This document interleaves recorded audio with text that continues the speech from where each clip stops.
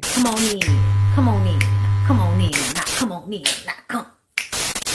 Sorry, y'all. Y'all know I'm weird. Whatever. Hey everybody, what's up? It's your girl Bondy Blue. Let's go ahead. Let's go ahead. Hey everybody, what's up? It's your girl Bondy Blue. And follow me on Instagram. And let's get into the video, right? Come on in. Come on in. All right, y'all. Y'all ready? Okay.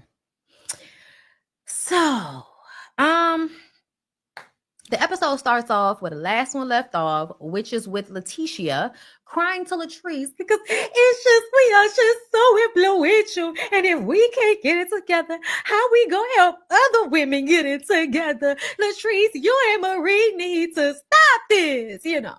And Latrice is like, "Girl, listen, I'm barely fooling with you. I don't see it for Marie. Marie don't see it for me. So please cut it out. I don't know what you're crying for. Maybe it's your hormones. You might be perimenopausal. We don't know what's going on, but we know you need to stop. You need to stop." Marie meets with her cousin Nettie. And girl, when I tell y'all, this conversation worked on my nerves because what I can't stand is for people who are constantly depending on you to be also hanging their self-esteem onto your arm, like you supposed to be holding their fucking ass up while you giving them jobs and taking care of your sickly friend and yourself who is also sickly. They don't ever come and try to help you. You always helping them, but they sitting up here talking about how you the one in the family, you the glue, and you don't never bring us together. Girl, what you want me to do? Pay for us to all go on a trip so that y'all could, have a nice life off of my ends and stress me the fuck out? Is that what y'all want, Nettie? Now the other cousin then told me that you need $3,000 for your rent and you need to come back and work down to my business. Nettie said I needed $3,000 and I would like to work for it, but not at that place. I don't want to come back to work at that place, which tells me that Marie is probably a bad boss. Okay. She opening businesses left and right. How do the employees feel? Are these businesses staying open? Are we opening and closing? Are all of them still open? Questions. I have questions. Okay. But either way, I can agree that Marie will treat everybody like shit on the bottom of her shoes when she feel like it. But I also feel like y'all are some users who are looking at Marie like she's supposed to make your life turn. And I just don't understand that. I don't understand that. I feel like the one thing you learn in a middle class household is that you got to figure it out on your own. Like your people gonna be okay, and you may be able to ask them for help sometimes, but at some point, call the Lord. Don't call me. Like it's very much giving ungrateful. And the way Marie outed her, girl, you was a stripper. You was a stripper slinging that ass around a pole, and I gave you a respectable job. But if you want the little $3,000 without having to work for it, girl, I'll give it to you. I give it to you. Okay? Listen, did they show up at the grand opening? Was they supposed to come to the grand opening? Girl, I don't know. All I know is Marie family members made my ass itch. Okay? And another thing, y'all, okay, Marie is so confusing for me. Like, just like in this moment, two things can be true. Like, Marie, you really have a bad attitude, but also, girl, your family are the gimme people. Get the fuck out my face and go get your own life, go get your own self-validation, go get your own self-esteem, girl. You know what I'm saying?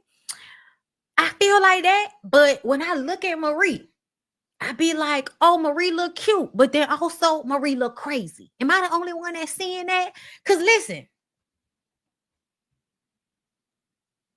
her little jean fit was cute. That little short, soft finger wave cut she be wearing, cute. That yellow dress with the cutouts on the side, not cute. that fake ponytail that she had on her head, girl, not cute. Whatever it is that she has done to her face, that now she has that dent in her nose that Lil Kim and the Jacksons have had, that let us know that something has collapsed and it's probably hard to breathe now. That shit not cute.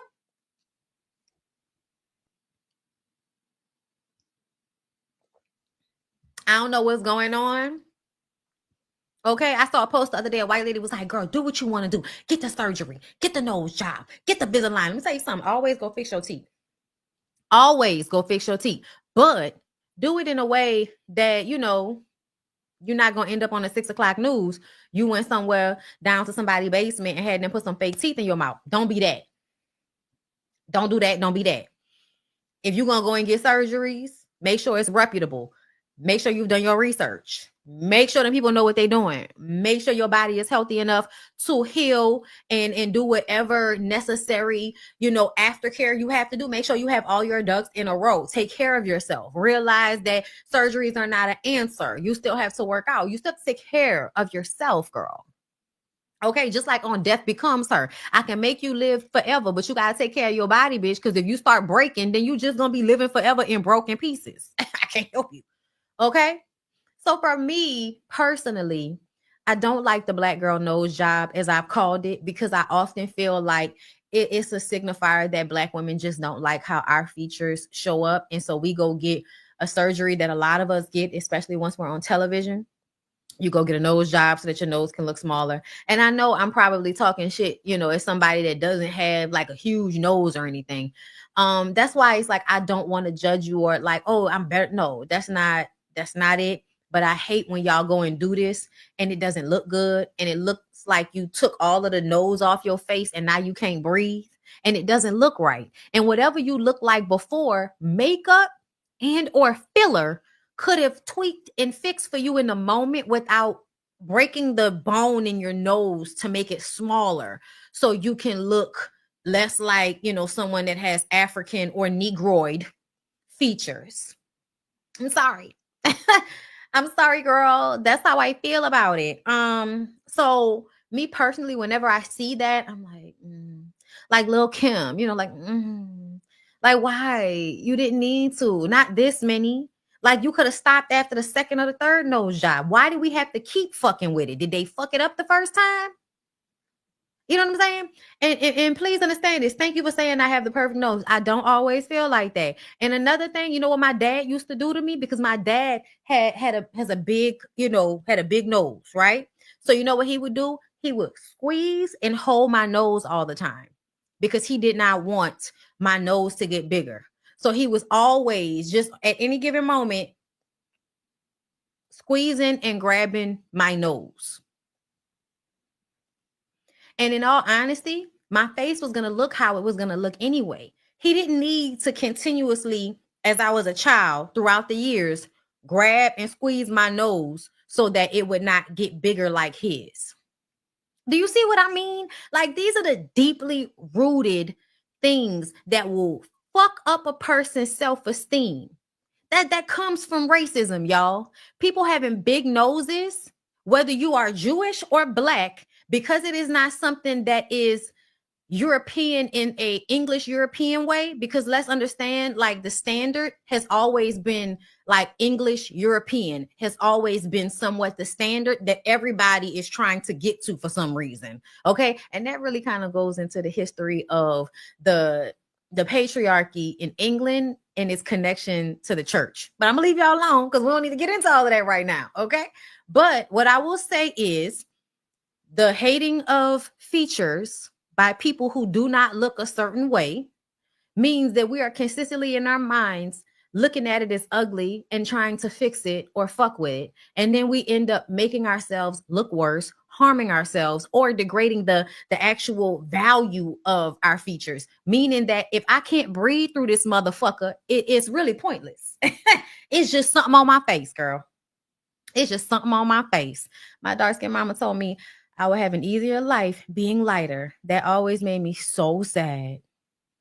Girl, you see what I'm saying? And you put this shit in your kids and they grow up thinking, they grow up thinking this way. And then they perpetuate it themselves, treating people less than because, or thinking people are less beautiful because they don't look a certain way. The shit is perpetuated and have no idea how this is all, going back to white supremacy, and y'all gonna act like that's not the, infiltrating in every fucking way in everybody's community. Girl. Anyway. So we find out, girl, that Marie's best girlfriend, Essie, her lupus has caused great damage to her lungs. And now I think she said like over half of her lungs are not functioning. So now she has to get on the transplant list for a lung. Y'all, the way Marie was just in tears, y'all, like it was really bad. Like she was very, very, very, very, very, very distraught about it. And Essie had to keep telling her, girl, stop all that goddamn crying. You're making me sad. I'm gonna be all right. You know they love each other. And it's because Essie is the one that's there for her. I think out of everybody in her life, Essie is the one that is there for her. And, you know, I'm not going to joke on it because it really doesn't matter whether they hunching or not. It's important to have somebody in your life like that. And I think that, you know, that's a blessing. That's a blessing to them both, but especially to somebody like Marie, that because of her relationship with her mom may not always have the best relationship with other women, but to have Essie and the fear of losing Essie, like I really felt bad for Marie. I really, really do. And I hope that Essie gets whatever help that she needs and she's able to live a lot longer. You know, I don't wish bad health on anybody. Like I really don't. So yeah, y'all. We felt bad for Marie. And Letitia comes in talking about how she wants Marie and Latrice to make up. And the thing I can't stand about Letitia is I feel like sometimes she doesn't read the room. And I also feel like I can't trust Letitia. I can't trust that anything she says or does is genuine. And it is because I find she lies so much. Like she's just like Mia to me. Just like Mia from Real Housewives of Potomac. All you do is lie. I don't know if I can believe anything you say. That's how I feel, girl.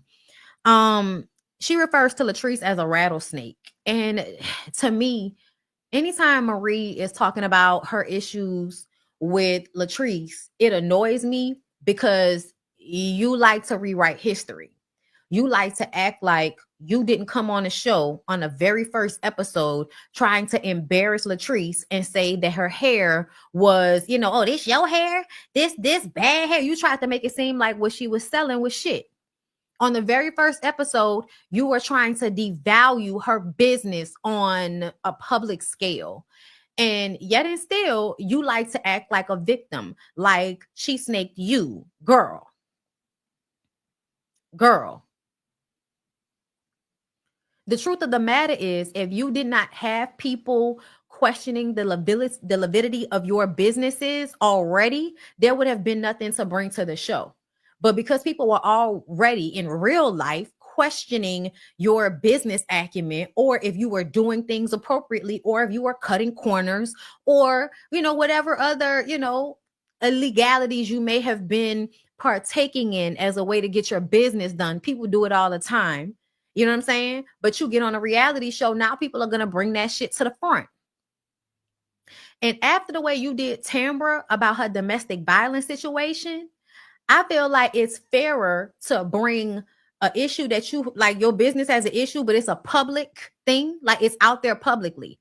To me, that's not as bad as you going and finding a man that could have possibly abused this woman and acting as if his version of the story is more valuable than Tambra's version of the story. And you're doing this because Tambra lies and doesn't want to tell you all her business. Tambra doesn't trust you. So to me, I feel like, Marie, you have absolutely no room to talk. Anything that Latrice has done, you've done 2 or 3 times over. So, bitch, if she's a snake, you're a cobra. You're an anaconda. Selena and her daughters. Selena and her daughters go shopping because Star is pregnant again with her second child, a little girl. So they're having a baby shower. So they're looking for outfits. While they're shopping, we get the conversation about how Star did invite JJ and Soguchi to her baby shower, but she doesn't know if they're going to come. We go over to Soguchi and JJ, and they are playing pickleball with Aikisha and a white lady who is really the teacher. But because Willie is not there, she's taking Willie's spot, and Willie is there via FaceTime. Because Aikisha said, y'all not going to act like anytime my husband isn't here, it's because he's somewhere cheating on me. I'm going to have this nigga on FaceTime so you'll understand. He may not be able to be in Mississippi, but he where he's supposed to be. Okay? And I was just like, okay, Aikisha, damn. You know what I'm saying, girl? All right. And I did appreciate Willie trying to have that conversation with JJ about how y'all need to be an example to these children. Y'all need to make up for your daughters. JJ doesn't want to make up because he feels like when it comes to it, God done it, when somebody trying to mess over your reputation and mess with your money and all of this, you don't forgive that. And that because that's how they is, they a snake, and that's how they gonna be. JJ, what the fuck are you talking about? I can't stand when y'all let people just run on, run on, run on, run on. Be specific. What are you talking about? Because everybody's acting like there's shit going on behind the scenes. The chain of events for me, JJ, as far as I'm concerned, it always looked like you still wanted Selena when she was on the other reality show. And I think everything that was going on a reality show previously, you and Sophia have come on this show trying to correct. JJ wanted to be a star, so Gucci wanted to be a main character. So now, so Gucci's a main character and JJ is the star, okay? When Selena comes into the situation, it reminds everybody about how JJ was running behind Selena back then, even though he was with So Gucci at the time, okay? So Gucci, we can see that you feel a way about Selena being on the show and you low-key want to push her out because you feel like this is your show, just like I guess they pushed you out on the other show. Even though I don't know if that was Selena's doing, if that was up to her. I don't know what that was about. But either way, I feel like So Gucci just didn't like Selena because Selena represents the pretty girl who she may be, feel inferior to, who she may feel insecure around, especially if JJ was always pining over Selena. If it took him a very long time to actually divorce Selena, if it took him a very long time to actually marry your ass, okay?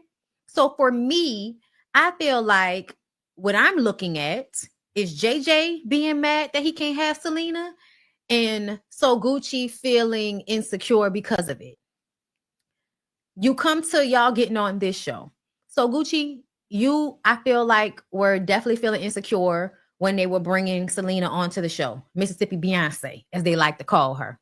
So even though y'all had been at many events together prior to this, when it was on camera and it was solidified that Selena was coming on the show by way of Latrice or whoever else, Tambra, you decided that you were pissed and you wanted to have a moment. So you called her a non-motherfucking factor, so to speak, and you ran up on her. To me, I don't care what anybody's saying. So Gucci ran up on Selena and then you got bust with a glass and then you was bleeding and all of that. And you were embarrassed. I don't know why you thought you were going to be able to beat this lady's ass, but apparently you were embarrassed. Instead of leaving it alone, you decide to act as if Selena is a real threat to you, even though you ran up on her, and then you go and file charges as if that is not going to cause more turmoil and issue in y'all family. But you thought filing charges on her was going to stop her from getting on the show. That's what it's all about.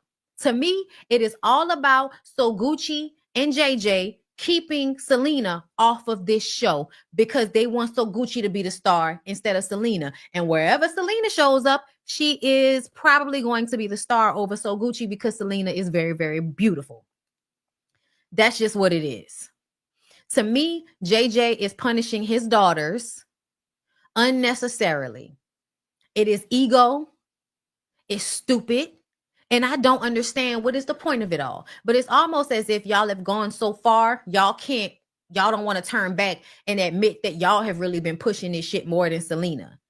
Unless there's other information, which I feel like if Selena was doing other shit, it would have came out already. What is Selena allegedly doing behind the scenes, Akeisha? What is Selena doing behind the scenes that is causing all of this issue? Because to me, So Gucci is the one that didn't want to speak to Selena, that actually had an attitude with her. Like, she was the one with the issue and the problem. It didn't seem like Selena had an actual issue except for the fact that you keep disrespecting me in my fucking face. What is the problem? To me, that's what it seemed like. I could be wrong, but the way I'm looking at it, I don't even really see why y'all don't see that y'all are the issue here.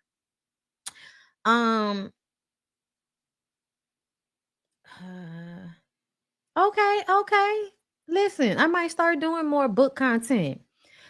Punishing his own daughters to punish Selena. That's what it feels like. To me, that's what it is. Not even just that she's beautiful. I think that for years, So Gucci was having to deal with JJ's, flirtation with Selena over the years. Okay, that's what I think, girl. But now they acting like they setting boundaries and Selena is a snake. And I'm like, JJ, when all of that shit happened, you were the one talking badly about Selena as a mother. I don't recall Selena saying anything bad about JJ. And JJ was out there talking about she was a bad mother and that so Gucci was doing everything for his daughters. Like it was you trying to make it seem like Selena wasn't really being a mother to her children. I don't recall her saying anything really bad about him. So whatever the fuck he's talking about is giving flip. It's given you want to punish Selena for really what you've done to Selena. Like you want to act like she's done the things that you've done to her to you. But that's not what we're actually seeing here, in my opinion. So Gucci and her homegirl work out at Gucci's home gym. And even a homegirl, like I feel like everybody that's an adult is saying, y'all need to move past this. Y'all need to get over this because y'all have a family. And now so Gucci is saying that JJ is really being the stubborn one. And it's not her. She wants everybody to talk and get over it. I'm like, that's cat. That's cat. That's cat. I think you're saying that now. I think you and JJ have always been a united front for the most part when it comes to this shit. I think that y'all are going to lose this show. And so the producers come to you and say, you may not like her, but the fans want to see her. And so we're bringing her on the show. And if you know what's good for you, you will work this to your benefit and see this as an extension to your storyline instead of trying to box her out with the illegalities, right? Because you going to get the peace bond was to keep her off the show. And now you're seeing that, well, actually, we can just wait until y'all are not taping and have Selena show up. And then she'll still be taping and she'll still be on the show and she'll still be in the intro and she'll still have scenes by herself. So now what you gonna do, Gucci? So now Gucci is flipping and saying, oh no, JJ is really the one that's doing all of this and I want peace. So now I'm gonna have to get them together. Girl, you only doing that because it was like either get along with Selena or lose the show. That, to me, that's what it's given because I feel like that's the same energy Letitia has towards trying to make Latrice and Marie get along. Y'all need to figure out a way to get along or there won't be a show. It's the same thing that they told Love and Marriage Huntsville, which is why y'all see them on a girls trip being fake as fuck. We're gonna get into that. Moving on. So Gucci talks about her daughter D. And y'all remember So Gucci's daughter D, right? Her daughter was on the show, and I feel like her daughter let us know that she felt like she was excluded. She felt like her mom was really only worrying about being there for JJ's girls and not really worrying about her as much. And I feel like that's what added to my view of So Gucci being a pick-me and wanting so badly, to be what JJ wanted above anything else, that she was willing to really put her children to the side for him. She was really, willing to put his children first over her own because she wanted so badly for, this man to be happy with her and for him to choose her, I guess, over Selena. Even though he was with her and not with Selena, I feel like that was because Selena didn't want to be with him. So for me, I'm just kind of looking at the situation, like, so Gucci's a pick-me, y'all. So Gucci is a pick-me. And I can't stand a pick-me that put their own fucking kids on the back burner so that they can prove something to some nigga. And to me, that's what it seemed like she did.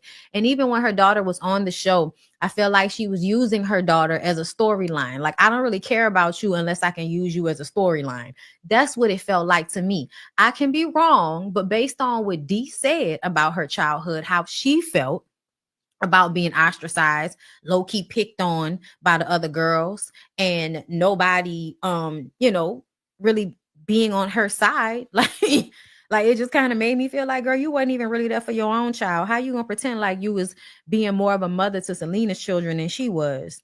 But she said she has to keep checking on her daughter. Her daughter had a bad breakup. Now she's going through a hard time, and she has to just keep checking on her mental to make sure that she's doing okay. And I'm like, well, we hope that Dee is okay. I really do. Dee's a beautiful girl. But I feel like a lot of these issues are So Gucci's fault. I do. I mean, if you feel like your own mom isn't choosing you, how are you ever going to learn to choose yourself? It's a hard thing to do.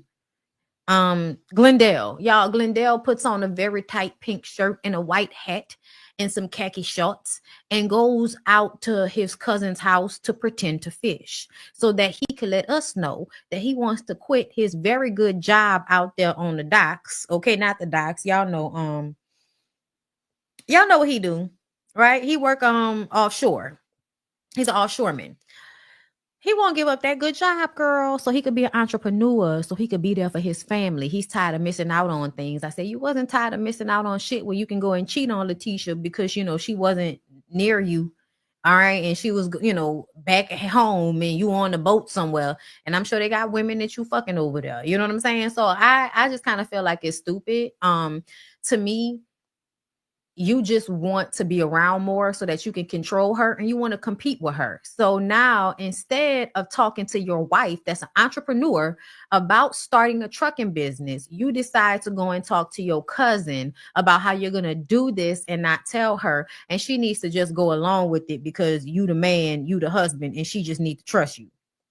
See, that's the problem. If you don't have a fucking plan, if you can't come to me with a plan, that means you're just trying to do some shit to prove a point.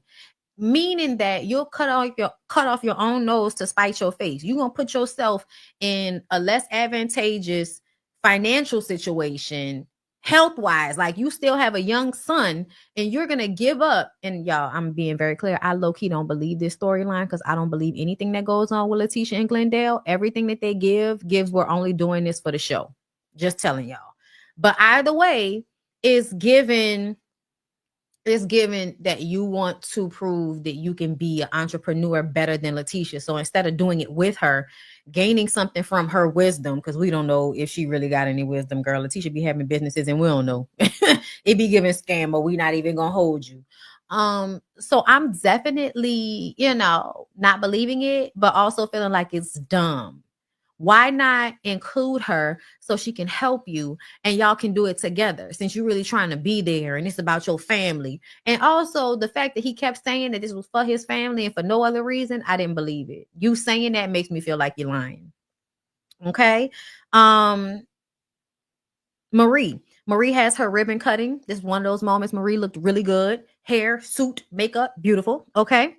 And so Gucci and Letitia join her on the ride because it's another place in Mississippi where she's opening up this new location. And her father and brother and little niece were there. And it was very beautiful to see how supportive Marie's father is to her. He raised her and her brother alone without the mother because y'all know the mama was on drugs, addicted to drugs and shit. So shout out to the daddy. He looks very young. Um, so so Gucci gets emotional by seeing this because for her, it kind of shows how important it is for a father to be a part of his daughter's life. And because of what's going on with JJ and his daughters, this makes her feel like she definitely needs to bring them together. And I'm just like, okay, girl, did y'all notice the circus type music they were playing in the background? Like, this is supposed to be a serious emotional moment, and y'all are playing like the Bozo the Clown music in the background. I guess because production wants us to know, they think that she's acting too. Okay. They think she is acting as well. Okay. And then lastly, Glendell and Tisha go to see a property that Tisha wants to buy. And Glendell is telling her he's not ready to do that. And she's like, well, listen, I got it. So I'm going to buy the property and then we can just wait until you're ready to build something on it. But I'm going to go ahead and buy the property.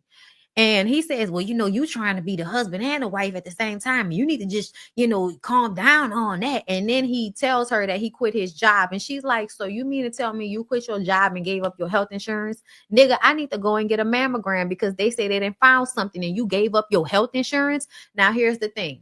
Why didn't you tell him that? Why didn't you tell her that? Both of y'all lying. I don't believe nothing that's going on. I think that both of y'all spend a lot of time on social media surfing what makes people upset and what topics, especially if you watching Love and Marriage Huntsville, the things that the Scott brothers do naturally as far as being misogynistic and pig-headed and shit like that. Glendell is going to do that to the best of his capability so that he and Tisha can have a storyline that promotes a lot of emotion from people. That's what I think they're doing, if I'm being honest. Okay. So yeah, that's my thoughts on Belle Collective. Let's go ahead and take a quick little break. And then we're going to move on to Love and Marriage Hunts of the Veil. Thank you very much.